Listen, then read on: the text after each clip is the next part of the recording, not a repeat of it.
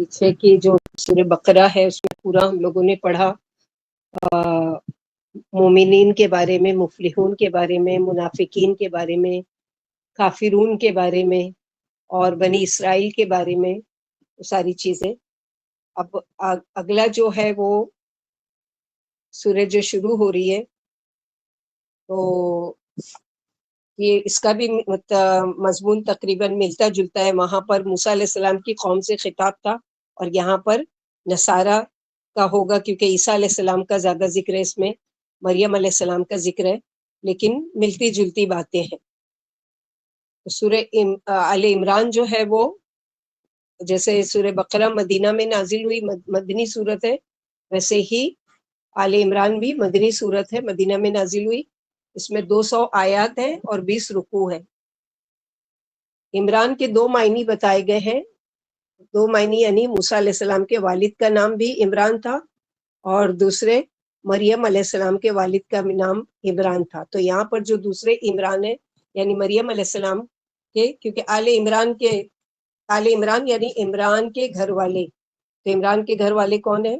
مریم علیہ السلام، عیسیٰ علیہ السلام اور مریم علیہ السلام کی والدہ، زکریا علیہ السلام، یحییٰ علیہ السلام، یہ سب آل عمران ہیں، یعنی عمران کے گھر والے. ان کے بارے میں یہاں پر یہ سورہ نازل کی گئی ہے اور پورے اس میں جو مضمون ہے ان کے ارد گرد ہی وہ ہوتا ہے زیادہ تر. دیکھتے ہیں انشاءاللہ. یہ بھی حروف مقطعات سے شروع ہو رہی ہے اور سورہ آل عمران کو سورہ بقرہ کی جڑواں بہن بھی کہا جاتا ہے. اور ان دونوں صورتوں کی فضیلت دیکھتے ہیں کہ قیامت کے دن یہ دونوں صورتوں کو پڑھنے والے 2 بادلوں یا 2 پرندوں کے جھنڈ کے سائے میں ہوں گے. اور ان دونوں صورتوں کو ملا کے کیا کہا جاتا ہے؟ زہراوین. زہراوین یعنی 2 چمکنے والی صورتیں. یہ بھی اس کے سورہ بقرہ کی طرح حروف مقطعات سے شروع ہو رہی ہے اور اس کا شان نزول کیا ہے وہ بھی دیکھتے ہیں انشاءاللہ. تو سورہ آل عمران کی فضیلت کیا ہے کہ قیامت کے روز سورہ بقرہ اور سورہ آل عمران قرآن مجید کی قیادت کرتی ہوئی آئیں گی اور اپنے پڑھنے والوں کی بخشش کے لیے اللہ تعالیٰ سے جھگڑا کریں گی. حضرت نواز بن سمعان کلابی کہتے ہیں کہ میں نے نبی کریم صلی اللہ علیہ وسلم کو فرماتے ہوئے سنا ہے قیامت کے روز قرآن مجید لایا جائے گا اور جو لوگ قرآن پر عمل کرتے تھے وہ بھی لائے جائیں گے. سورہ بقرہ اور سورہ آل عمران آگے آگے ہوں گی. اس کے بعد نبی کریم صلی اللہ علیہ وسلم نے ان دونوں صورتوں کی 3 مثالیں دیں جنہیں میں آج تک نہیں بھولا. کون سی 3 مثالیں آپ صلی اللہ علیہ وسلم نے دی؟ نمبر 1، وہ دونوں صورتیں بادل کے 2 ٹکڑوں کی طرح ہوں گی، یا دوسری 2 کالے رنگ کی چھتریاں ہوں گی جن میں روشنی چمک رہی ہوگی، تیسری 2 قطاریں پرندوں کی ہوں گی اور وہ اپنے صاحب کی طرف سے جھگڑا کریں گی. تو یہ 3 مثالیں دی ہیں، دونوں کو ملا کے سورہ بقرہ باجی اور آل دوسری عمران. مثال کیا بولے تھے آپ؟ پہلی کیا ہے؟ وہ دونوں صورتیں یعنی بقرہ اور آل عمران بادل کے 2 ٹکڑوں کی طرح ہوں گی، پہلی مثال. دوسری مثال 2 کالے رنگ کی چھتریاں ہوں گی جن میں روشنی چمک رہی ہوگی. جب آپ کو کوشچن کیا جاتا ہے کہ سورہ بقرہ کی فضیلت بتائیے، سورہ فاتحہ کی فضیلت بتائیے، تو یہ ساری چیزیں اس میں کہ کیا ہم لوگوں نے پڑھا تفسیر میں. پھر تیسری مثال بتائی آپ صلی اللہ علیہ وسلم نے، 2 قطاریں پرندوں کی ہوں گی اور وہ اپنے صاحب کی طرف سے جھگڑا کریں گی. تو پڑھنا ایک تو یہ ہے کہ جو ہم دیکھ کر پڑھتے ہیں، جیسے ہم لوگ پڑھ چکے نا، جس گھر میں سورہ بقرہ روز پڑھی جاتی ہے اس میں شیطان داخل نہیں ہوتا ہے، تو وہ ویسا بھی پڑھنا اور حفظ کرنا، اپنے سینوں میں محفوظ کرنا، تو ان کے لیے تو اور بھی ریسپیکٹ ہوگا نا کہ ان لوگوں نے اپنے سینوں میں جمع کیا تھا یہ 2 صورتیں. تو کوشش کریں گے پیچھے سے ہم لوگ یاد کر رہے ہیں کہ 30واں پارہ 29 پارہ، پھر سورہ یہ کہف ہے، پھر یہ ہے، پھر بقرہ اور آل عمران انشاءاللہ. کیونکہ یہ چیزیں کیا ہے، یہی کام آنے والی چیزیں، یہی اللہ تعالیٰ کے عذاب سے بچانے والی چیزیں. یہ صورت اور یعنی یہ 2 صورتیں اپنے پڑھنے والوں کی طرف سے جھگڑا کریں گی. اور کون سی صورت ہے؟ اور کون سی تبارک صورت؟ الذی سورہ ملک، تبارک سورہ سورہ ملک ملک، ہاں سورہ ملک بھی جھگڑا کرے گی، تو چاروں طرف سے ہمارے حق میں جھگڑا کرنے والی صورتیں آئیں گی، تو سوچو پھر اللہ سبحانہ و تعالیٰ کے وہاں سوائے بخشش کرنے کے اور کیا وہ ہو جائے گا کہ صورتیں ہیں قرآن جو ہے وہ خود جیسے ہے نا، اللہ کے نبی صلی اللہ علیہ وسلم نے فرمایا 2 چیزیں تمہارے حق میں گواہ دیں گی یا تمہارے خلاف گواہی دیں گی. تو یہ 2 صورتیں ہی 3 صورتیں 2 بقرہ اور آل عمران اور سورہ ملک، یہ ساری کی ساری ہی جب گواہی دے رہی ہیں تو اللہ سبحانہ و تعالیٰ کیا سوچو کہ کیسا مقام ہوگا. اور سب سے بڑی چیز یہ کہ یعنی ان کو وہ دی جا رہی ہے نا آنر، جیسے ہوتا ہے نا کوئی، آپ لوگوں نے دیکھا ہوگا کہ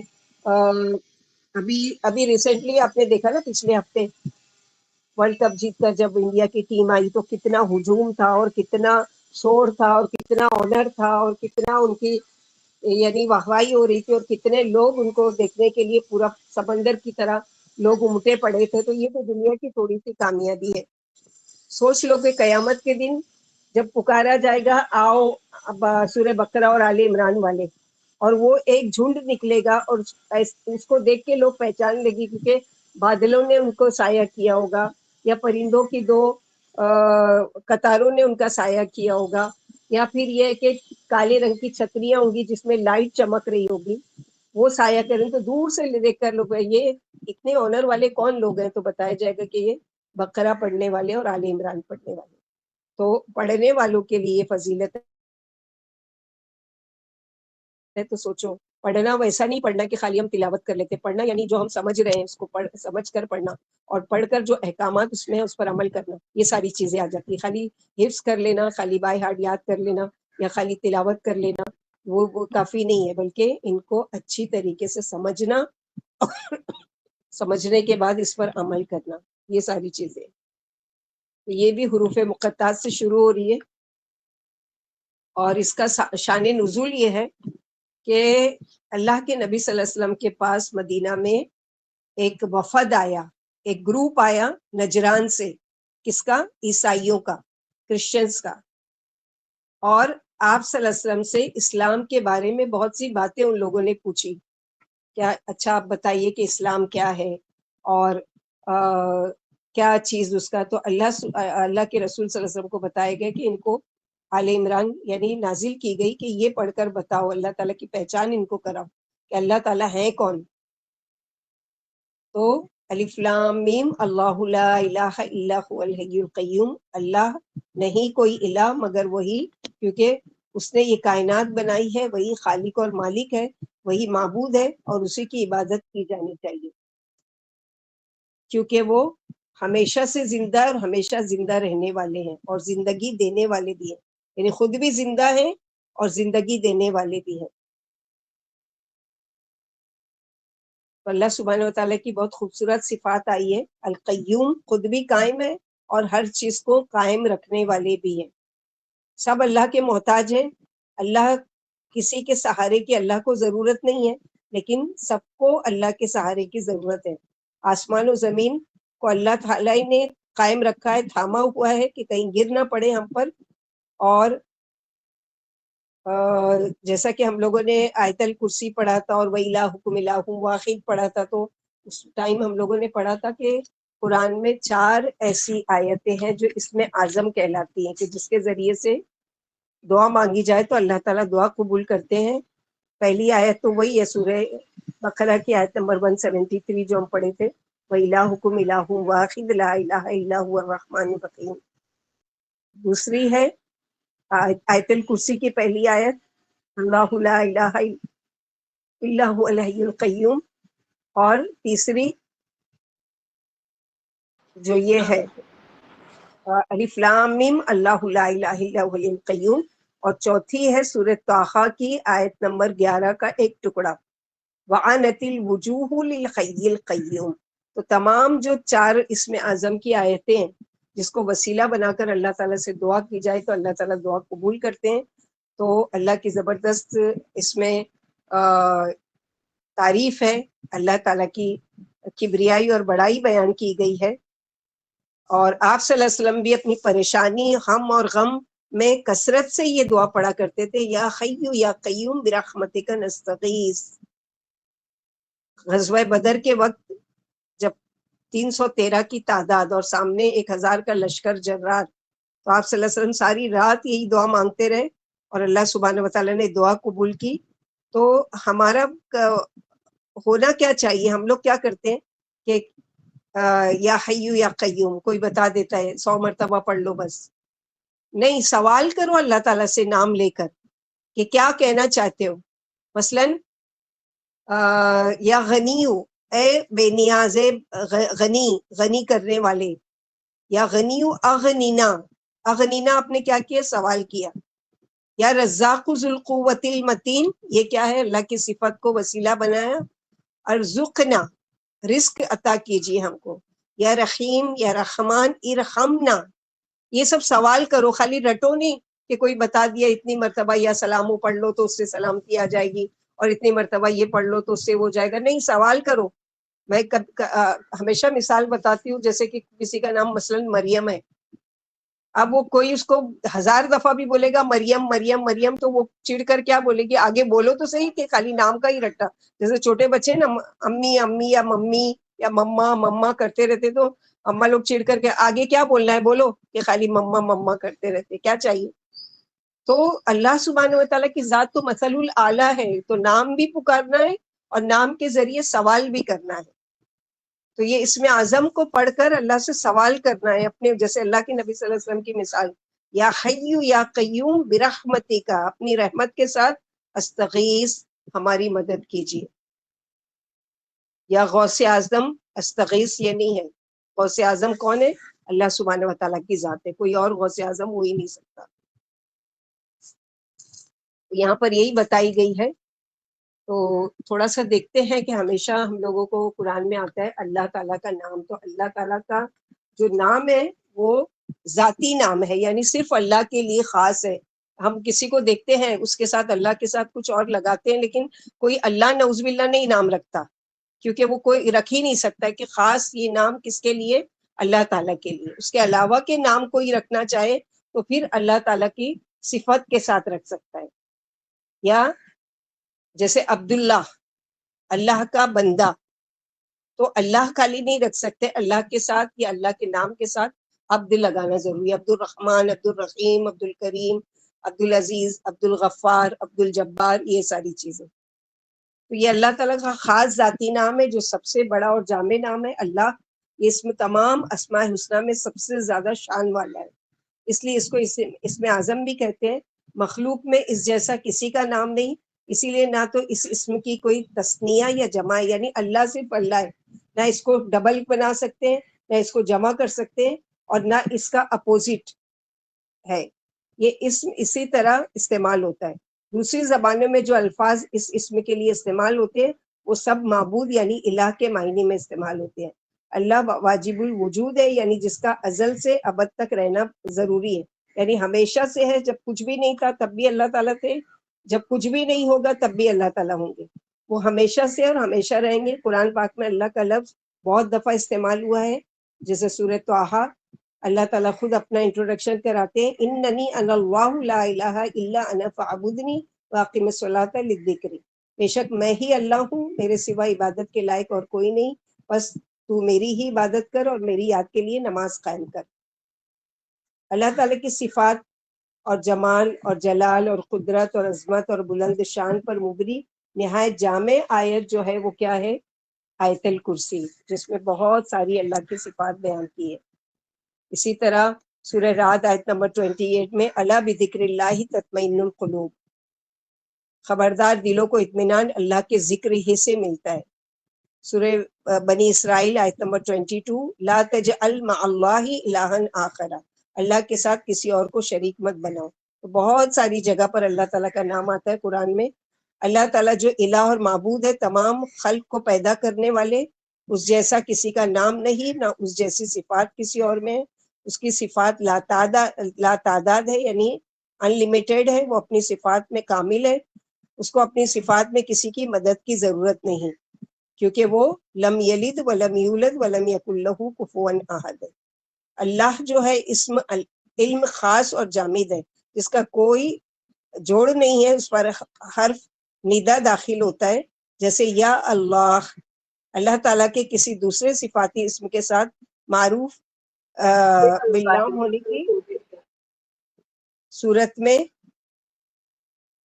حرف ندا داخل نہیں ہوتا ہے، مثلا یا رحمان یا القدوس وغیرہ نہیں، بلکہ یا رحمان. یعنی اگر ہم اللہ تعالیٰ کا نام یا اللہ پکار رہے ہیں تو الف کے ساتھ، لیکن یا الرحمن یا الرحیم ایسے نہیں، یا رحمان یا رحیم پکاریں. ٹھیک ہے. یا قدوس. بعض لوگ صرف اللہ اللہ کا ورد کرتے ہیں جو کہ صحیح نہیں ہے، وہ جو صوفی لوگ ہوتے ہیں، اللہ اللہ اللہ اتنی بار کرو کہ اللہ نعوذ باللہ ان کے اندر داخل ہو جاتا ہے. تو یہ سب ان کا غلط عقیدہ، اسلام سے خارج ہے. یہ طریقہ غلط ہے. اس عمل کی سنت نبی صلی اللہ علیہ وسلم سے دلیل نہیں ہے، اور نہ ہی صحابہ کرام اور سلف صالحین میں اس کا کوئی عملی ثبوت ہے. لفظ اللہ کوئی کلمہ ملائے بغیر نہ آسمانوں یعنی فرشتوں میں اور نہ زمین والوں کے لیے نزدیک مفید ہے. یہ لفظ اکیلا جہاں بھی استعمال ہوا ہے وہاں اس کے ساتھ کلمہ مضمر ضرور ہے، یا کسی جملے کی طرف تنبیہ یا اشارے کی صورت میں استعمال ہوا ہے. اللہ کا جب بھی نام لیا جائے اس کی کم از کم ایک صفت ضرور بیان کی جائے، جیسے اللہ تعالیٰ عز و جل، یا اللہ سبحانہ و تعالی، یا اللہ تعالی. یعنی خالی اللہ اللہ نہیں بلکہ اللہ تعالیٰ، اللہ سبحانہ و تعالی، اللہ عز و جل. تو اس طرح سے علماء کرام نے صوفیوں کے عام ذکر اللہ اللہ کو جملہ ملائے بغیر کہنا بدعت شمار کیا، کیونکہ لوگوں کا طریقہ یہ کہ اللہ کے کوئی اور اس کے ساتھ نہیں پکارتے، خالی اللہ اللہ کرتے ہیں. اس لیے ہم کو منع کیا گیا کہ ان کی مشابہت سے بچنے کے لیے ہم جب بھی کہیں گے تو کیا کہیں گے؟ اللہ تعالیٰ، اللہ سبحانہ و تعالی، اللہ ذی الجلال والاکرام، اس طرح. کیونکہ رسول اللہ صلی اللہ علیہ وسلم نے ہمیشہ مکمل جملوں کو بیان کیا ہے، جیسے سبحان اللہ والحمد للہ ولا الہ الا اللہ واللہ اکبر ولا حول ولا قوۃ الا باللہ لا الہ الا اللہ وحدہ لا شریک لہ، ایسے کلمہ. اسی لیے شرک سے بچنے کے لیے ہم کو کیا سکھایا گیا کہ جو بھی شرکیہ، اگر کوئی کے دل میں رائی کے دانے کے برابر بھی کوئی شرکیہ عقیدہ آ جائے، یا کوئی مشکل یا پریشانی میں ہے، تو کثرت سے اللہ کو کیسے پکارے؟ اللہ اللہ ربی لا اشرک بہ شیئا، یعنی اللہ اللہ میرے رب ہے اور میں اس کے ساتھ کسی کو شریک نہیں ٹھہراتی. جیسے نماز شروع کرتے ہیں ہم لوگ کیا کہتے ہیں؟ اللہم باعد بینی و بین خطایایا کما باعدت بین المشرق والمغرب. یہ دعا پڑھتے ہیں نا اللہ کے نام کے ساتھ. تو اللہ سبحانہ و تعالیٰ کی یہ صفات ہے. پھر اس کے علاوہ کیا ہے؟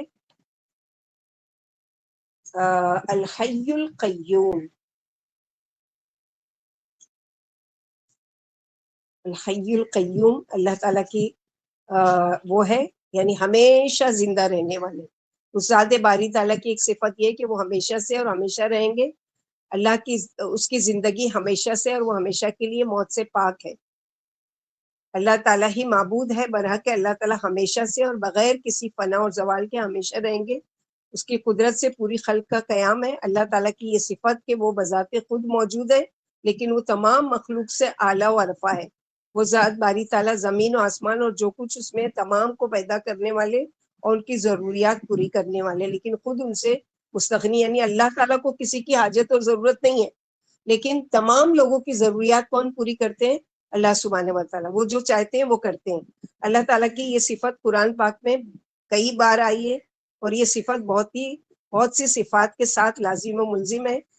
کائنات میں ہمیشہ رہنے والی اگر کوئی دوسری ذات ہوتی تو وہ رسول اللہ صلی اللہ علیہ وسلم کی ذات ہو سکتی تھی، لیکن ان پر بھی موت طاری ہو گئی. حتیٰ کہ قیامت کے بعد موت پر بھی موت طاری ہو جائے گی، لیکن اللہ تعالیٰ اپنی تمام تر صفات کے ساتھ ہمیشہ زندہ رہیں گے.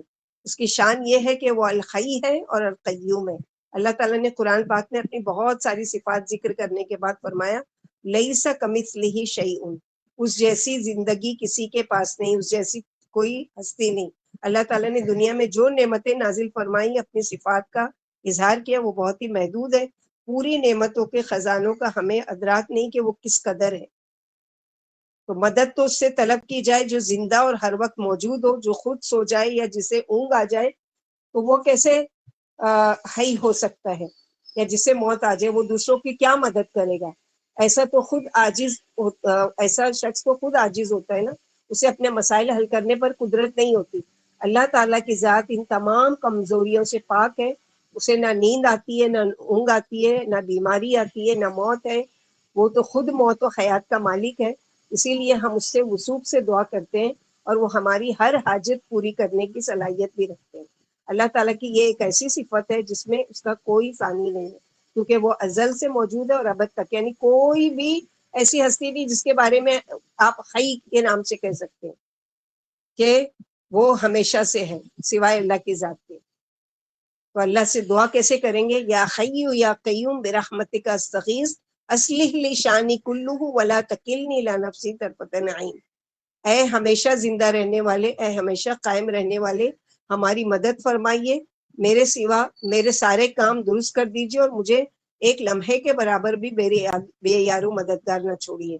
جیسے ہم دعا جاگنے کی دعا پڑھتے ہیں نا سونے سے پہلے، اللہم بسمک اموت و احیا، سب تعریف اللہ کے لیے جس نے ہمیں مارنے کے بعد زندہ کیا اور ہمیں اسی کی طرف لوٹ کر جانا ہے۔ اسی طرح اللہ تعالیٰ کی دوسری صفت ہے القیوم، یعنی ساری کائنات کو قائم کرنے والے، محافظ، نگہبان اور نگران۔ قیوم کے ایک معنی یہ ہے کہ وہ بغیر کسی فنا اور زوال کے ہمیشہ قائم رہنے والے۔ الحی اور قیوم اللہ تعالیٰ کی دو صفات ہے، جس کا مطلب ہے وہ ازل سے ابد تک رہیں گے، اسے موت اور فنا نہیں، سارے کائنات اس کی محتاج ہے لیکن اسے کسی کی نگرانی کی ضرورت نہیں۔ جیسے کہ حدیث میں آتا ہے، قرآن پاک کی 3 آیات ایسی ہے جن کے ذریعے سے دعا کی جائے تو وہ رد نہیں ہوتی، جو ہم لوگوں نے پڑھا ابھی سورہ آل عمران کی یہی دوسری آیت، اور پھر آیت الکرسی اور سورہ طٰہٰ کی آیت نمبر 111 اور سورہ بقرہ کی آیت نمبر 173۔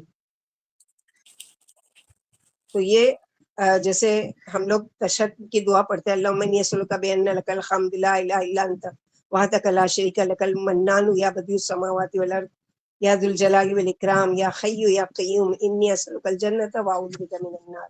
بہت ساری دعائیں ہیں جس میں آتا ہے جیسے لا حول ولا قوۃ الا باللہ العظیم، یا حی یا قیوم برحمتک نستغیث۔ تو یہ اللہ تعالیٰ کی صفات بیان کرنے کے بعد اللہ تعالیٰ اب اپنی کتاب کی پہچان کرا رہے ہیں کہ پہلے اللہ کو پہچانو کہ اللہ تعالیٰ ہے کون جنہوں نے یہ کتاب نازل کی ہے، اور پھر اللہ تعالیٰ کتاب کا انٹروڈکشن کرا رہے ہیں کہ نزل علیک الکتاب بالحق مصدقا لما بین یدیہ وانزل التوراۃ والانجیل، یعنی اللہ ہی نے کتاب نازل کی ہے، اللہ تعالیٰ ہی نے یہ تورات اور انجیل کو نازل کیا۔ ساری کتاب کس کی ہے؟ اللہ ہی کی طرف سے ہے۔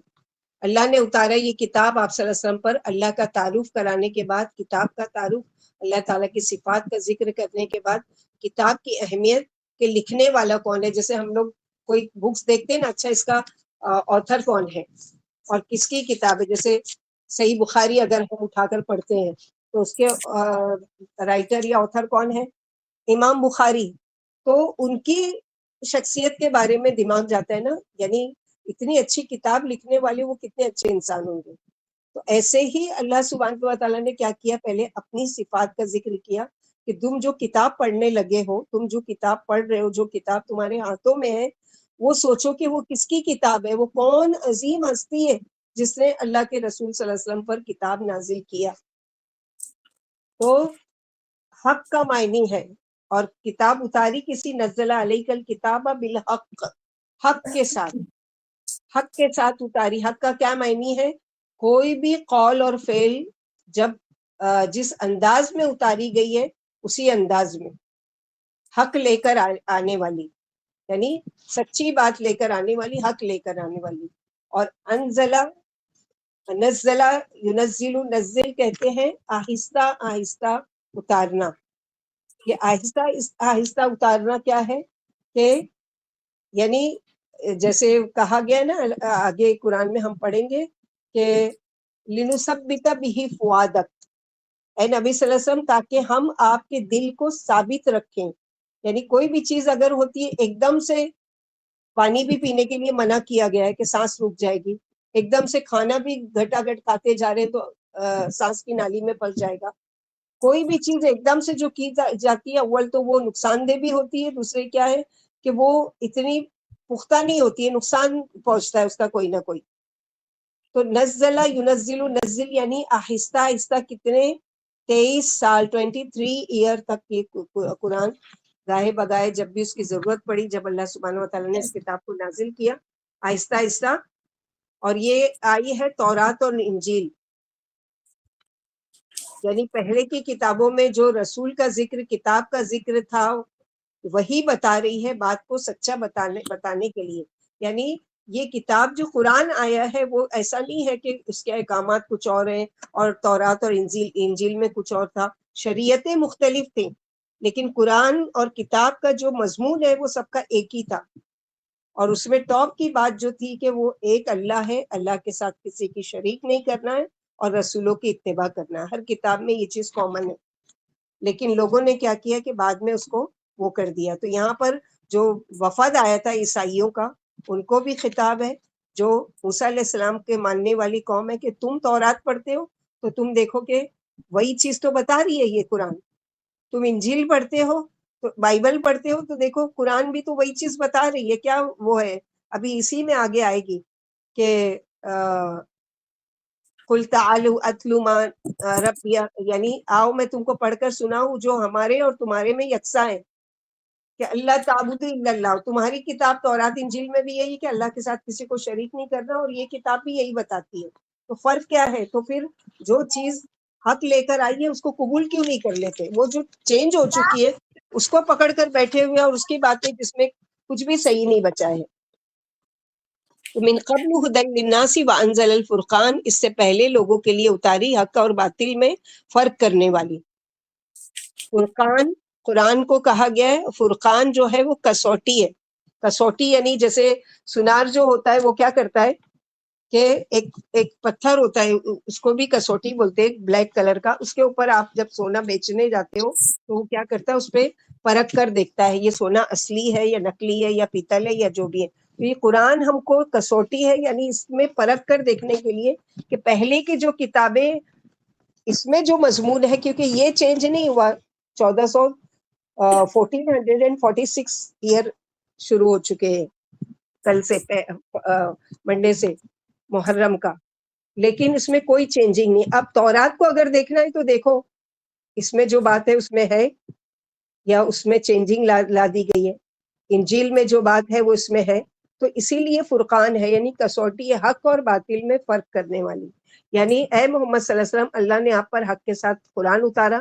قرآن برحق ہے، اس میں شک و شبے کی گنجائش نہیں ہے. یہ اللہ کے پاس سے اترا ہے اور اللہ نے اسے اپنے علم کے ساتھ اتارا ہے. اس میں اللہ کا علم ہے، اس پر فرشتے گواہ ہیں، اور سچ پوچھو تو اللہ ہی کی گواہی کافی ہے. یعنی اللہ بار بار خود قرآن کے بارے میں کہہ رہے ہیں کہ ہم نے نازل کیا، ہم نے اتارا. قرآن پہلی تمام آسمانی کتابوں کو برحق مانتی ہے جو اللہ کے خاص بندے انبیاء کرام پر اتاری گئی، اور پہلی کتابیں بھی قرآن کی سچائی تسلیم کرتی ہیں، کیونکہ ان کی کتابوں میں بھی قرآن کی بشارت اور قرآن میں ان کی صداقت ہے. یعنی ایک نبی آنے والے ہیں جو آخری نبی ہوں گے، جن پر اللہ تعالیٰ کی کتاب نازل ہوگی، وہ ان کی کتابوں میں بھی یہ لکھا ہوا ہے. قرآن پہلی کتابوں کی بشارت و اطلاع کے مطابق اترا، اور اللہ نے ان کتابوں میں خاتم الانبیاء کے بھیجنے کا جو وعدہ فرمایا وہ پورا ہوا. جیسے تورات میں ہے کہ ہم ایک نبی بھیجیں گے آخری، جو جن کا نام ہوگا اسمہ احمد. اس میں ان کی تورات اور انجیل میں اللہ کے نبی صلی اللہ علیہ وسلم کا نام کیا بتایا گیا؟ احمد. قرآن سے پہلے موسیٰ علیہ السلام پر تورات اور عیسیٰ علیہ السلام پر انجیل اتری. ہر کتاب اپنے اپنے عہد میں سراپا نور و ہدایت تھی، اور نبی صلی اللہ علیہ وسلم پر فرقان یعنی قرآن اترا، جو ہدایت و گمراہی میں، حق و باطل میں اور صحیح غلط میں اپنی پکی دلیلوں، روشن نشانیوں اور صاف صاف بیانات سے فرق کرتا ہے. قرآن صحیح مسائل صاف صاف بیان کرتا ہے، ان کی وضاحت کرتا ہے اور انہیں خوب کھول کھول کر سمجھاتا ہے، اور دلائل سے مضبوط کرتا ہے. قرآن حق کی رہنمائی کرتا ہے اور اسے آگاہ کرتا ہے. اب قرآن نہ ماننے والوں کو دھمکی دی جا رہی ہے. قرآن جو نہیں مانتے ہیں ان کے لیے کیا ہے کہ ان الذین کفروا بآیات اللہ لہم عذاب شدید واللہ عزیز ذو انتقام.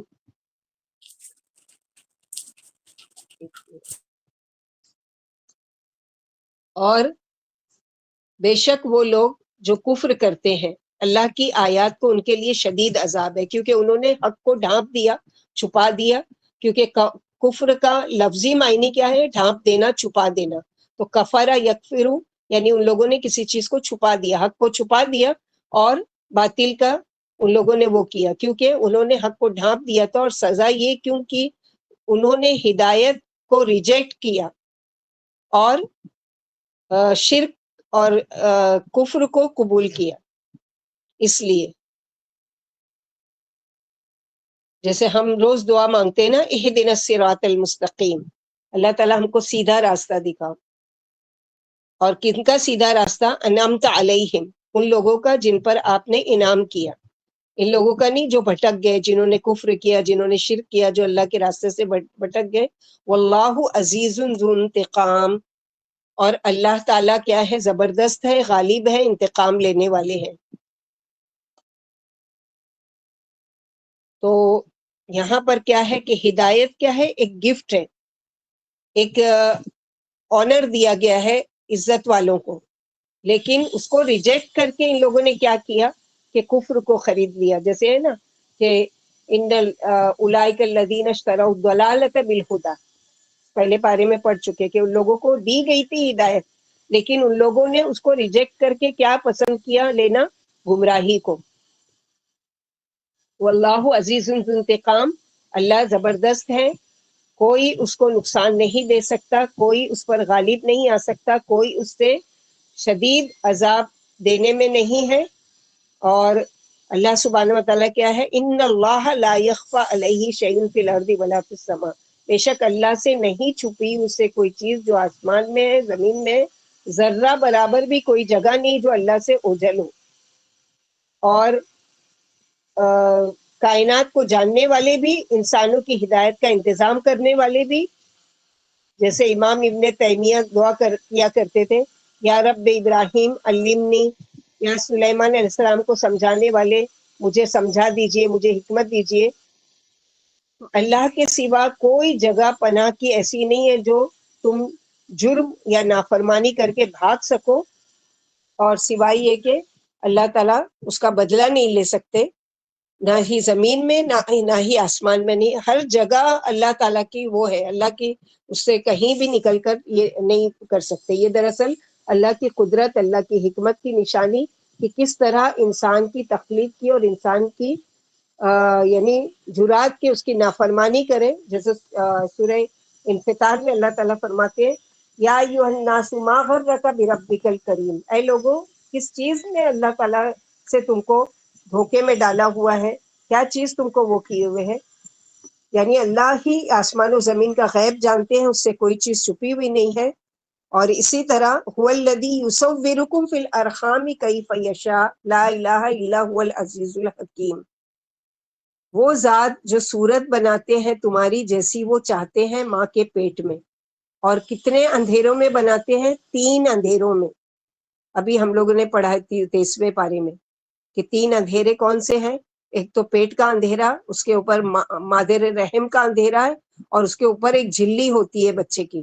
تو یہ 3 اندھیروں میں اللہ تعالیٰ اس کی تخلیق کرتے ہیں. یعنی اگر ہماری لائٹ تھوڑی گھر کی چلی جاتی ہے تو ہم کتنا کام کر پاتے؟ کچھ کر پاتے؟ کچھ نہیں. اللہ سبحانہ و تعالیٰ کتنے باریک بن ہے کہ 3 اندھیروں میں تخلیق کر رہے ہیں، اور احسنی تقویم پر، یعنی کوئی اس میں ٹیڑھ نہیں ہے، کوئی اس میں کجی نہیں ہے، بالکل پرفیکشن کے ساتھ. پھر اسی اندھیرے میں جس کو چاہتے بیٹے دیتے ہیں، جس کو چاہے بیٹی دیتے ہیں، جس کو چاہے اس کا حمل کمپلیٹ ہوتا ہے، کسی کا ساقط ہو جاتا ہے، ابورٹ ہو جاتا ہے. یہ ساری چیزیں کون کرنے والے؟ اور نہ صرف یہ کہ شکل دینے والے، بلکہ اللہ تعالیٰ اسی میں اس کی تقدیر بھی لکھنے والے، یعنی اس کا یہ بھی بتانے والے کہ فیمیل ہے کہ میل ہے، نیک ہوگا کہ بد ہوگا، اور کب کس دن اس کی پیدائش ہوگی اور کب مرے گا. یہ ساری چیزیں بھی تخلیق ہو رہی ہے ساتھ ساتھ. اسی لیے اللہ تعالیٰ کی زبردست صفت کیا آ رہی ہے ساتھ میں؟ لا الہ الا هو العزیز الحکیم، وہی حقیقی معبود، وہ بڑی عزت والے اور حکمت والے. یعنی سب کی پیدائش بھی زبردست کی ہے اور حکمت کے ساتھ کی ہے. یعنی کوئی انسان شکایت نہیں کر سکتا الا یہ کہ جس کو اللہ تعالیٰ نے جیسا بنانا چاہا. اور یہ بنانا بھی کیسا ہے؟ مثلا کوئی کالا ہے، کوئی گورا ہے، کوئی ملا جلے کلر کا ہے، کوئی کسی کے اندر کوئی نقص بھی ہے، وہ بھی ہے. وہ یہ ساری چیزیں کیا ہے؟ اللہ سبحانہ و تعالیٰ کی مشیت. ایسا نہیں کہ نعوذ باللہ اگر کوئی ہینڈی کیپ پیدا ہوا تو اللہ تعالیٰ نے کوئی غلطی کر دی، ایسا نہیں ہے، بلکہ اللہ تعالیٰ نے اس کو ویسا ہی پیدا کرنا چاہا، یا تو اس کی آزمائش کے لیے اور یا تو ماں باپ کی آزمائش کے لیے، کہ ہم دیتے ہیں 3 بچے ہم نے دیے، اس میں سے ایک ایسا دیکھتے ہیں کہ یہ میرا کتنا شکر ادا کرتے، تو یہ ایک آزمائش ہے جس پر اللہ کا شکر ادا کرنا چاہیے الحمدللہ۔ یہ اس کا مطلب یہ نہیں کہ مانگنا چاہیے، نہیں، اللہ تعالیٰ سے پناہ مانگنا چاہیے، لیکن اگر ہو تو اس پر کیا ہے، اللہ تعالیٰ نے جو دے دیا اس پر اللہ کا شکر، کہ اللہ تعالیٰ جس حال میں، کہ کتنے ایسے ہیں کہ بالکل بھی نہیں ان کو اولاد ہے اور وہ اولاد کے لیے ترستے ہیں، دنیا بھر کے علاج کرتے ہیں، وہ کرتے ہیں، لیکن نہیں ہوتا، یہ اللہ تعالیٰ کی مشیت ہے، یعنی اللہ ہی رحم میں مرد یا عورت، نیک یا بد اور خوشبخت یا بدبخت جس طرح چاہتے ہیں پیدا کرتے ہیں، اسی لیے اس کے سوا کوئی حقدار عبادت نہیں۔ جب پیدا کیا اس نے تو وہ اسی، جیسے باپ ہے، اب بچے نہیں کہنا مانیں گے نکل جاؤ میرے گھر سے، کیوں، یہ میرا گھر ہے، میں نے گھر بنایا، تو وہ میں آ گیا نا، میں نے بنایا، تو میرے گھر میں کس کا آرڈر چلے گا، میرا۔ تو اللہ سبحانہ و تعالیٰ کی ذات اعلیٰ ہے، جب پیدا ہی ہم کو کیا ہے تو اب ہم کو عبادت بھی کس کی کرنا ہے، اس پیدا کرنے والے کی کرنا ہے، کسی اور کی نہیں۔ اور کسی اور کی کرنے جاتے ہیں یا کسی اور کو پیدا کرنے کی صفات دے دیتے ہیں، یہ بھی شرک ہے، کیونکہ کسی میں مچھر کے ایک پر بنانے کی بھی طاقت نہیں ہے، پوری پیدائش تو رہی درکنار، اللہ اپنی آن اور ہر شان میں یکتا ہے، اور کسی بات میں بھی اس کا کوئی شریک نہیں ہے، وہ ایسی غیر فانی عزت والے ہیں جسے کوئی پا نہیں سکتا، اور بڑی حکمت والے ہیں، اسی لیے اس کے احکام حکمتوں پر مبنی ہوتی ہے، یعنی جو بھی آرڈر اللہ تعالیٰ نے دیا ہے یا جو بھی ہم کو شریعتیں سکھائی ہے، جو بھی ہم کو قرآن میں احکامات دیے ہیں، وہ بھی کیا ہے، ساری کی ساری اللہ تعالیٰ کی حکمت میں سے ہے۔ جیسے کہ عیسیٰ علیہ السلام کی تخلیق اللہ تعالیٰ نے کی، کس طرح سے کی، جس طرح سے اللہ تعالیٰ نے چاہا۔ اور سورہ بقرہ اور آل عمران میں کیا مماثلت ہے، کہ وہاں پر آدم علیہ السلام کی پیدائش کا ذکر ہے، جو بغیر ماں اور باپ کے پیدا ہوئے۔ یہاں پر اس آیت میں، اس سورے میں عیسیٰ علیہ السلام کی تخلیق کا ذکر ہوگا، جو بغیر باپ کے صرف ماں کے سے پیدا ہوئے۔ تو معلوم ہوا کہ عیسیٰ علیہ السلام اللہ کے بندے اور اس کی مخلوق ہے، آپ بھی تمام انسانوں کی طرح ماں کے پیٹ سے ہی پیدا ہوئے، اور اللہ نے جس طرح چاہا پیدا کیا۔ عیسائیوں کی عقلوں پر افسوس ہے کہ انہوں نے مخلوق کو معبود بنا لیا، جنین میں، پیٹ میں، اور برابر تغیر ہوتا رہتا ہے، اور ہر لاحق حالت سابق حالت سے جداگانی، یعنی پہلے ایک نطفہ ہے، پھر گوشت کا لوتھڑا بنا، پھر خون کا وہ بنا، پھر ہڈیاں چڑھی، پھر وہ مکمل پیدا ہوتے ہوتے ایک بھرپور ایک بچہ بن گیا۔ تو یہ ڈیلی اس میں تخلیق میں چینجنگ کرنے والا کون ہے، 3 اندھوروں میں اللہ سبحانہ و تعالیٰ۔ پھر جب عیسیٰ علیہ السلام بھی جنین اور نشانے تغیرات رہ چکے ہیں، تو کس طرح معبود بن سکتے ہیں؟ فرمائے یخلقکم، سورہ زمر آیت نمبر 6 میں، اللہ تمہیں تمہاری ماؤں کے پیٹوں میں ایک پیدائش کے بعد دوسری پیدائش میں لا کر 3 اندھیروں میں پیدا کرتے ہیں۔ تو 3 اندھیروں کا ذکر کہاں ہے، وہاں پر لکھی ہے آپ کے اس میں، کہ سورہ زمر آیت نمبر 6 میں 3 اندھیروں کا ذکر ہے، کہ کس طرح سے 3 اندھیروں میں آپ جب پہنچیں گے 23ویں پارے پر جب آپ پڑھیں گے، لیکن آپ اپنی اس کے لیے کہ کہاں پر ذکر ہے قرآن میں کہ اللہ تعالیٰ نے رحموں میں 3 پردوں میں پیدا کیا، 3 اندھیروں میں پیدا کیا اللہ تعالیٰ نے۔ اور کتاب کا تعارف کیا ہے، کہ هو الذی انزل علیک الکتاب منہ آیات محکمات ہن ام الکتاب واخر متشابہات فاما الذین فی قلوبہم ریب فیتبعون ما تشابہ منہ ابتغاء الفتنة وابتغاء تأویلہ وما یعلم تأویلہ الا اللہ والراسخون فی العلم یقولون آمنا به کل من عند ربنا وما یذکر الا اولو الالباب۔ اب ہم دیکھتے ہیں کہ محکمات اور متشابہات کیا ہے یہ۔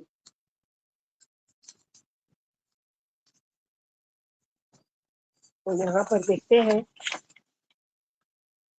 والذی انزل علیک الکتاب، محکم کا لفظ یعنی وہ ذات اللہ جس نے نازل کی آپ پر کتاب، اس میں آیات محکمات، محکم کا لفظ حکم سے ہے، یعنی جس میں احکامات واضح ہیں، ہر ایک کو سمجھ میں آنے والی ہے، کیونکہ یہ اللہ کا کلام ہے اور یہی اصل ہے کتاب کی۔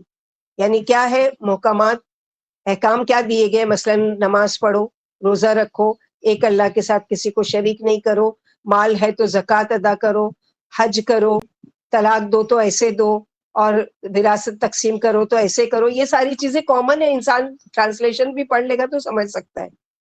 لیکن کچھ باتیں ایسی ہیں جو متشابہات میں سے ہیں، جیسے کہ عیسائیوں کو مخاطب کیا گیا کہ تمام غیبی علم جو ہے وہ متشابہات میں سے ہے. تمام غیبی علم کون سا ہے؟ کہ مثلا یہ کہ کچھ ایسی چیز ہے جو انسان ہونے کے ناطے ہم ان کو دیکھتے ہیں، سنتے ہیں، سمجھتے ہیں تو وہ آسانی سے ہم کو سمجھ میں آ جاتی ہے. چاہے وہ اللہ کی آیات ہو، نشانیاں ہوں، وہ سب آسانی سے سمجھ میں آتی ہے. مثلا سورج ہے، چاند ہے، ستارے ہیں، درخت ہے، پہاڑ ہے، زمین ہے، یہ سب کیا ہے؟ ہم اپنی آنکھوں سے دیکھ کر سمجھ لیتے ہیں. اچھا صبح ہوئی تو سورج نکلا، رات ہو گئی تو چاند نکلا، یہ سب آنکھوں سے دیکھ رہے ہیں نا. تو یہ محکمات میں سے ہیں، یعنی واضح چیزیں ہیں جو ہم اپنی آنکھوں سے دیکھ سکتے ہیں. لیکن متشابہات کیا ہے؟ کہ کچھ آیتیں ایسی ہیں اس میں جو علم غیب کا پتہ دیتی ہے. جیسے کہ اللہ تعالیٰ کی ذات اور اللہ تعالیٰ کی صفات. اللہ تعالیٰ کو ہم نے نہیں دیکھا لیکن ہمارا ایمان ہے کہ اللہ تعالیٰ کی ذات ہے. اللہ تعالیٰ کے رسولوں کو ہم نے نہیں دیکھا لیکن ہمارا ایمان ہے. جنت، جہنم، فرشتے، یوم آخرت، یہ سب ہم نے نہیں دیکھا ہے لیکن ان کو ہم مانتے ہیں،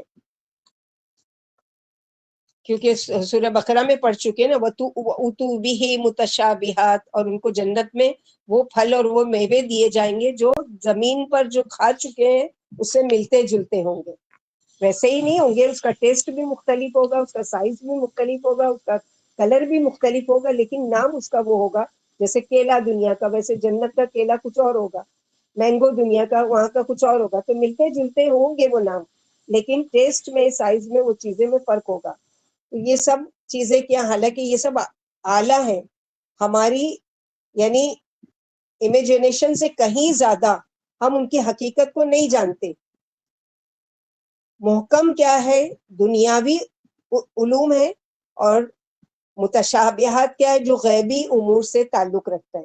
یعنی وہ چیزیں کہ یا تو جو چیزیں ہماری سمجھ میں نہیں آتی ہے لیکن ہم کو اس پر ایمان لانا ہے، یا جو چیزیں ایسی ہیں کہ جو ہم نہیں دیکھیں اپنی آنکھ سے لیکن اس پر بھی ہمارا ایمان ہے. تو سمجھ میں آئے محکم اور متشابہات میں کیا فرق ہے؟ اگر آپ سے ایگزام میں کوشچن پوچھا جا رہا ہے کہ محکم اور متشابہات میں کیا فرق ہے، تو آپ کیا جواب دو گے؟ محکم وہ آیتیں، وہ چیزیں جو آسانی سے سمجھ میں آنے والی ہے، جس کو ہم اپنی آنکھوں سے دیکھ سکتے ہیں. مثلا سورج ہے، چاند ہے، ستارے ہیں، ہوا چل رہی ہے، ہوا کو نہیں دیکھ رہے لیکن محسوس کر رہے ہیں، بارش اتر رہی ہے دیکھ رہے ہیں. یہ ساری چیزیں کیا ہے؟ محکم ہے. یا پھر وہ جو آرڈر دی گئی ہے، مثلا نماز پڑھو، روزہ رکھو، زکوٰۃ دو، حج کرو، یہ ساری محکم ہے، یعنی آرڈر دیا گیا ہے، احکامات ہے اللہ تعالیٰ کی طرف سے، تو وہ ہم کر لیتے ہیں. لیکن متشابہات جو غیب کی چیزوں میں سے ہے، ابھی اور اس کی ڈیٹیل دیکھتے ہیں. یعنی قرآن میں صاف صاف آیتیں بھی ہیں جن کے معنی بالکل ظاہر ہیں اور ہر شخص اس کو آسانی سے سمجھ سکتا ہے، اور متشابہ آیتیں بھی ہیں جن کے معنی سمجھنے میں اکثر بعض لوگ شبے میں پڑ جاتے ہیں. پھر متشابہ آیتوں کو محکم آیتوں پر لوٹانے والا اور محکم آیتوں سے متشابہ آیتوں پر حکم لگانے والا ہی سیدھی راہ پر ہے، اور اس کے برعکس کرنے والا راہ سے بھٹکا ہوا ہے. اسی وجہ سے اللہ نے فرمایا کہ محکم آیتیں قرآن کی بنیادی اور اصل آیتیں ہیں جن کی طرف شبہ کی حالت میں لوٹا جا سکتا ہے، اور متشابہ آیتوں کی دلالت میں احتمال ہے جو محکم آیتوں کے موافق بھی ہے. محکمات اللہ کی حجتیں، لوگوں کا بچاؤ اور حق و باطل کے نزاع میں فیصلے ہیں. ان میں وضع کی حیثیت سے تحریف و تغیر نہیں ہو سکتا، یعنی جو اللہ تعالیٰ نے آرڈر دے دیا وہ آرڈر ہی چلے گا، اپنی مرضی اس میں نہیں چلے گی. متشابہات کی صداقت میں کلام نہیں ہوتا، نہ اس میں تحریف و تعویل جائز ہے. اللہ نے ان سے اپنے بندوں کو آزمایا ہے، جیسے حلال و حرام سے آزمایا ہے. اللہ کے بندے باطل کی طرف نہیں جھکتے اور نہ حق سے پھرتے ہیں. اسی لیے اللہ نے فرمایا کہ جن کے دلوں میں کجی ہے، یعنی ٹیڑھ پن ہے، وہ کیا کرتے ہیں؟ وہ جو بول دیا گیا کہ کر لو، وہ کرنے کی وجہ کیا ہے؟ اپنی مرضی سے اس میں وہ کرنے لگ جاتے ہیں. پھر وہ لوگ جن کے دل میں ٹیڑھ ہے وہ کیا کرتے ہیں؟ وہ پیچھے لگ جاتے ہیں شبہ میں ڈالنے والی آیتوں کے. مثلا قیامت کے بارے میں جو چیزیں ہیں، عیسیٰ علیہ السلام کے نزول کے بارے میں ہے کہ وہ دوبارہ آنے والے ہیں، تاکہ لوگوں کو اصل مقصد سے، یعنی اب جن کے دلوں میں ٹیڑھ ہے وہ خود بھی اس سے بھٹکتے ہیں اور دوسروں کو بھی بھٹکاتے ہیں. کیسے کہ دیکھو قرآن میں یہ آیتیں ہیں، اس کا کیا مطلب ہے بھلا، یہاں اس کو بتانے کی کیا ضرورت تھی، اور یہ کیا، تو نعوذ باللہ ہم اللہ سے سوال کریں گے اللہ آپ نے کیوں اتارا، کیوں نازل کیا، کیوں بتایا، ہمارے تو سمجھ میں نہیں آ رہی ہے تو ہم کیوں پڑھیں. نہیں، جو چیز سمجھ میں آ رہی ہے اس پر بھی آمنا و صدقنا، اور جو چیز نہیں سمجھ میں آ رہی ہے اس پر بھی آگے ایسے ہی لوگوں کی تعریف کی جا رہی ہے کہ وہ کیا کہتے ہیں، راسخون فی العلم کہ کل من عند ربنا، سب کچھ میرے رب کی طرف سے. تو ہمارا بھی یہی ہے، اللہ تعالیٰ نے جو بھی نازل کیا ہے قرآن میں اس کا ذکر کر دیا نا، ہم ایمان لاتے ہیں. کوئی بات ہماری سمجھ میں آتی ہے تو ٹھیک ہے، نہیں آتی ہے تو کوئی ہم کو حجت میں نہیں پڑنا ہے کہ یہ کیوں، ایسا کیوں، ویسا کیوں. کیونکہ جن لوگوں نے اس جھگڑے میں پڑ گئے وہ کیا ہے، حق سے دور ہو گئے اور قرآن سے دور ہو گئے اور اسلام سے دور ہو گئے. یہاں پر ان کے لیے کہا گیا ہے. اور والراسخون فی العلم یقولون آمنا به کل من عند ربنا وما یذکر الا اولو الالباب. اب راسخون العلم والے وہ کیا کہتے ہیں کہ سب کچھ ہمارے رب کے پاس سے ہے، اور نصیحت صرف عقل مند ہی حاصل کرتے ہیں. راسخون فی العلم کون ہوتے ہیں، یہ ایک سوال ہے آپ سے اور اس کا جواب لکھنا ہے آپ کو کہ راسخون فی العلم والے کون ہوتے ہیں، کہ جو دونوں پر ایمان لاتے ہیں، محکم پر بھی اور متشابہات پر بھی. جیسے علماء کی ٹیم، ایک وہ علم کو اچھی طرح سمجھتے ہیں، علم ان کے اندر تک اتر جاتا ہے، راسخ یعنی راسخ ہو گیا، یعنی اس کے اندر جذب ہو گیا وہ علم. اور راسخون العلم کی پہچان کیا ہے، یعنی ہم کیسے پہچانیں گے کہ یہ اس کے اندر تک کا علم اتر گیا ہے اور اس کے عمل میں ڈل گیا ہے اور یہ علم کو مانتا ہے، اور اس کی وہ پہچان کیا ہے. تو آپ صلی اللہ علیہ وسلم نے اس کی پہچان ہم کو کرا دی ہے. اس کے کسوٹی پہ، اس پہ ہم لوگ دیکھیں گے کہ راسخون العلم کون ہے. تو آپ نے کیا تعریف فرمائی ہے راسخ العلم کی؟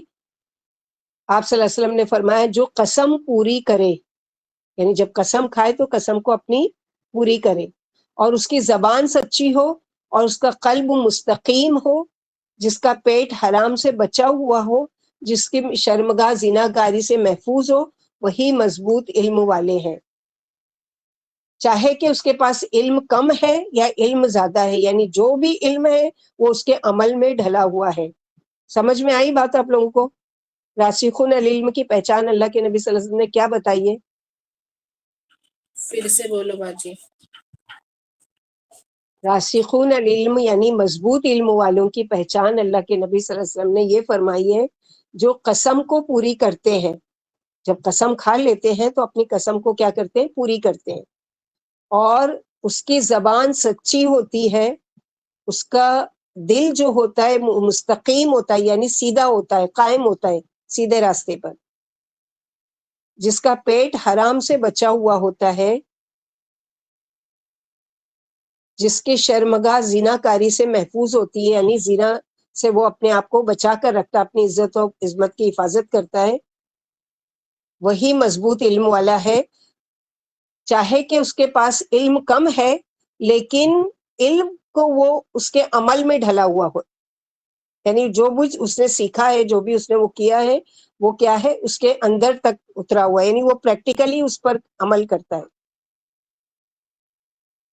حضرت علی رضی اللہ عنہ سے روایت ہے کہ نبی کریم صلی اللہ علیہ وسلم نے فرمایا اچھا عالم وہ ہے جب لوگ اس سے علم حاصل کرنا چاہیں تو ان کو صحیح مسائل بتا کر فائدہ پہنچائے، حق پہنچانے میں غرور، بدخلقی یا طرفداری نہ کرے، یعنی کسی کی سائیڈ نہ لے کہ اچھا ٹھیک ہے یہ اتنے بڑے ہیں، اب ان کو کوئی چیز اگر اسلام کے بارے میں بتا دی گئی تو کہیں ناراض نہیں ہو جائے اور کہیں مجھ سے وہ تعلق نہیں توڑ لیں تو چلو کچھ بھی بتا دیتے. نہیں، وہ یہ سب سائیڈ وائڈ نہیں دیکھتا. علم راسخون العلم وہ جو سچی بات ہوتا ہے وہ بتاتا ہے، چاہے کسی کو اچھی لگے یا بری لگے. اور وہ کسی یعنی یہ برا نہیں مانتا کہ مجھے تو کسی نے پوچھا ہی نہیں، اور نہ کسی کا لحاظ دین کے معاملے میں نہ رکھے. یعنی یہ نہیں ہے کہ کوئی مجھے رسپیکٹ دیتا ہے یا نہیں دیتا ہے، وہ علم والا راسخون العلم وہ اس کی بھی پرواہ نہیں کرتا، اور کسی کا لحاظ دین کے معاملے میں نہیں رکھتا. مثلا یہ کہ یہ تو میرے والدین ہیں، میں کیسے ان کو نصیحت کروں، یا یہ میری سسرال والے ہیں، یا یہ میرے ایسے رشتہ دار ہیں جو ان کو میں اگر صحیح بات بولوں گی تو ناراض ہو جائیں گے. نہیں، احسن طریقے سے، یعنی اچھے طریقے سے بات ان تک پہنچانا. اس خیال میں نہ رہے کہ لوگ میری تعظیم کریں گے، عزت کریں گے، بلکہ صرف اللہ پر بھروسہ کرنے والا ہو اور اس کی پرواہ کرنے والا ہو، تو ایسے لوگ راسخون فی العلم ہیں. آپ صلی اللہ علیہ وسلم نے اس بات کا بھی خدشہ ظاہر کیا تھا. فرمایا مجھے اپنی امت پر 3 باتوں کا ڈر ہے، یعنی مال کی کثرت جس سے حسد اور بغض پیدا ہوگا، یعنی یہ 3 چیزوں کا ڈر ہے مجھے کہ ان میں آ جائے گا میری امت میں. ایک تو چیز ہے کہ مال کی کثرت کی وجہ سے کیا ہے، آپس میں ایک دوسرے سے حسد اور بغض کریں گے. دوسری چیز، کتاب اللہ کی تعویل کے پیچھے پڑ جائیں گے، حالانکہ ان کا اصلی مطلب اللہ ہی جانتے ہیں. اور راسخ العلم کیا کہتے ہیں کہ ہمارا ہر اس چیز پر ایمان ہے، چاہے بات ہمارے سمجھ میں آئے یا نہیں آئے. تو ہمارے لیے بھی کیا ہے کہ ہمارا ایمان ہے، جو بھی اللہ تعالیٰ نے ہم کو نازل کیا، جو بھی ہم پڑھ رہے ہیں، ان سب پر ایمان ہے. کچھ باتیں ہم کو سمجھ میں آتی ہے تو ٹھیک ہے، کچھ باتیں نہیں سمجھ میں آتی تو بھی ایمان ہے کہ نہیں، میرے رب کی طرف سے ہے، کل من عند ربنا. اور تیسری چیز کا شبہ یعنی ڈاؤٹ، آپ صلی اللہ علیہ وسلم نے کیا فرمایا کہ ڈر ہے مجھے کہ میری امت کیا ہے، دنیا کی محبت ان کے دل میں بھر جائے گی. یعنی دنیا کی محبت میں کیا ہے، وہ آخرت کی فکر چھوڑ دیں گے، جبکہ دنیا کیا ہے، چند دن کے لیے ہے. اس کی فکر میں وہ آخرت کے لیے نہ تیاری کریں گے، نہ اس کی کوئی فکر کریں گے، نہ وہاں کے لیے کوئی چیز جمع کریں گے.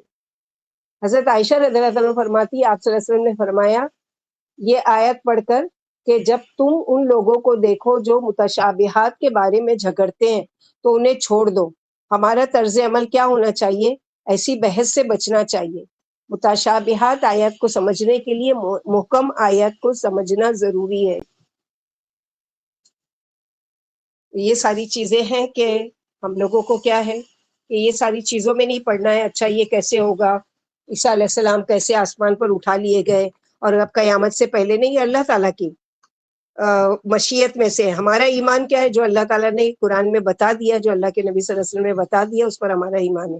تعویل کی تلاش یہ ہے کہ آیت کو اپنے خیال کے موافق بیان کرے، اسے اس کی جگہ سے ہٹا دے. قرآن کو رائے کے موافق بناتے ہیں، رائے کو قرآن کے موافق نہیں. یعنی بہت سارے لوگوں کو دیکھو کہ بہت ساری ایسی قرآن کی آیتیں ہیں جو بڑے علم والے اپنے آپ کو کہتے ہیں، بہت بڑے بڑے شیخ کہتے ہیں، بڑے بڑے خطبہ دینے والے، لیکن وہ بھی بھٹک جاتے ہیں جب کیا کرتے ہیں کہ آیت کو اپنے مطلب کے مطابق وہ کرتے ہیں. جیسے کہ اللہ سبحانہ وتعالیٰ نے قرآن میں ایک مثال بتاؤں گی جس کے ذریعے سے آپ سمجھ سکتے ہو کہ کس طرح سے لوگ اس میں وہ نکالتے ہیں. اللہ سبحانہ وتعالیٰ نے قرآن میں فرمایا کہ ہم نے نازل کیا نور کو، قرآن کے بارے میں کہ ہم نے نازل کیا نور کو جس کے ذریعے سے لوگ ہدایت پاتے ہیں. اب ان لوگوں نے کیا سمجھا اور اس کا تعویل کیا کی، یا اس کی ٹرانسلیشن کیا کر کے بتاتے ہیں. دیکھو اللہ کے نبی صلی اللہ علیہ وسلم نعوذ باللہ پیدا نہیں ہوئے، بلکہ اللہ تعالیٰ نے اتارا نور کو، یعنی آپ صلی اللہ علیہ وسلم کو اللہ تعالیٰ نے نور بنا کر بھیجا. تو بشر کیسے ہو سکتے ہیں وہ، اور پھر لگا دیا سب کو متشابہات میں، یعنی شبے میں، اور پھر سب ہاں واقعی صحیح ہے، نعوذ باللہ گناہ کی بات ہے، نہیں بولنا چاہیے اللہ کے رسول کو بشر، اور یہ اور جو تو بھٹکا دیا نا، خود بھی بھٹکے اور دوسروں کو بھی بھٹکے. ایسی بہت ساری قرآن کی آیتیں جیسے ہم لوگ سورہ بقرہ میں پڑھ چکے.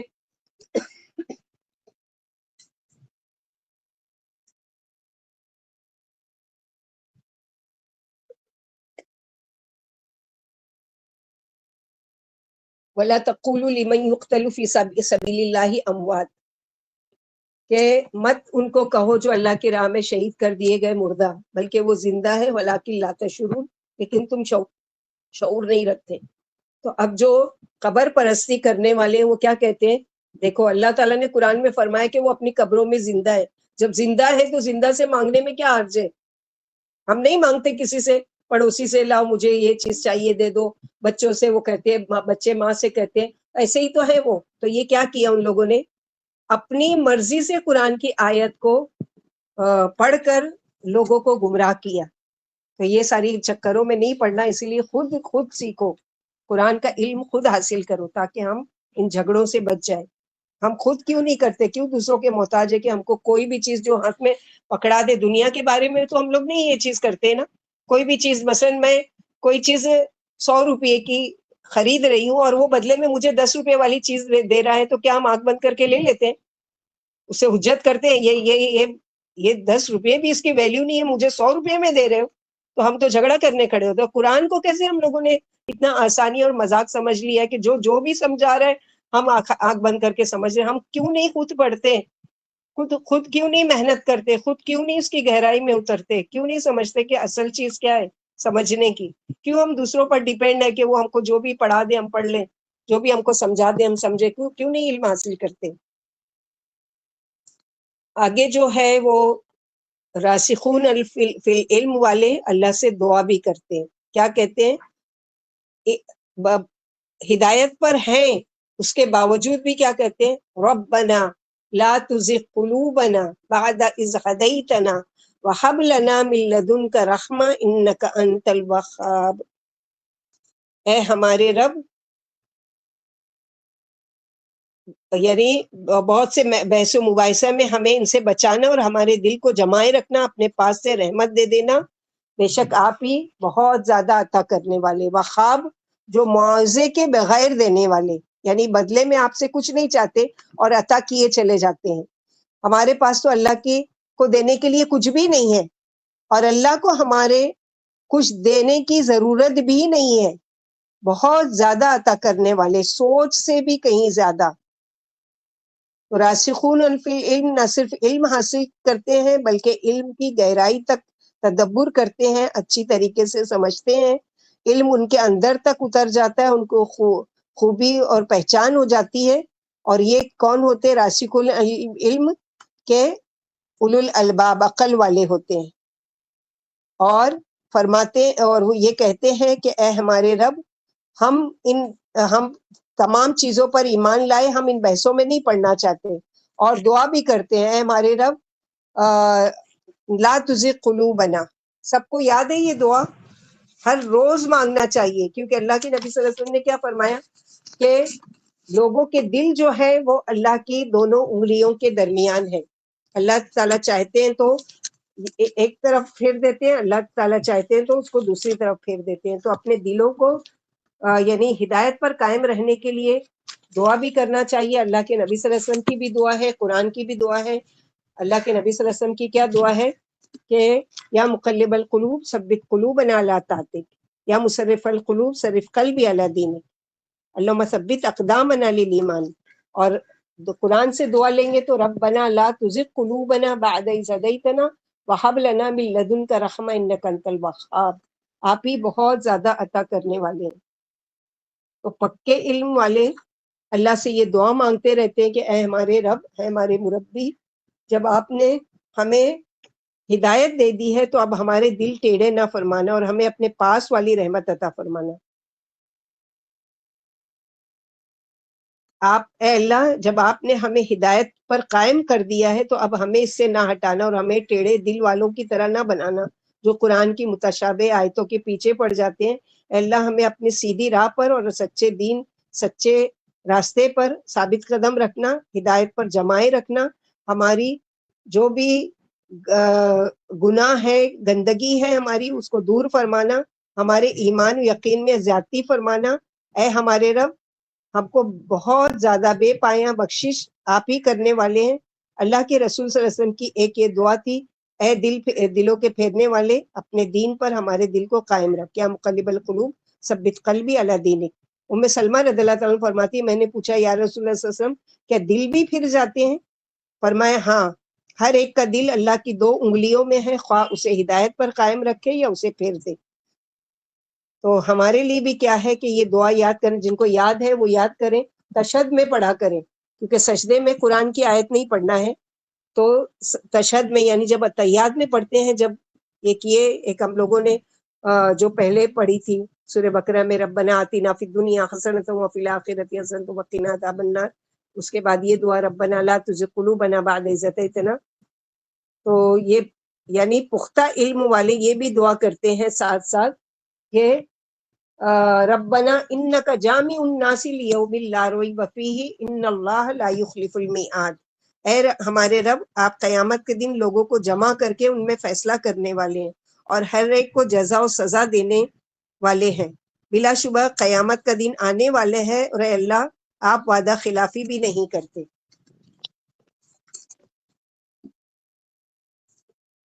تو یہاں پر یہی ہے کہ دعا کرتے رہتے ہیں کہ اللہ تعالیٰ کا یعنی ان کا ایمان ہے نا اللہ کی ذات پر کہ اللہ سبحانہ وتعالیٰ قیامت کا دن آنے والا ہے اور جس میں ہم کو سب کو جمع کریں گے۔ ہم لوگوں کو آیتیں سننا ہے، اس لیے ہم لوگ یہ آیت تک بھی رکھتے ہیں، انشاءاللہ آگے کی وہ حالانکہ ہماری تفسیر باقی ہے ابھی، لیکن دیکھتے ہیں انشاءاللہ۔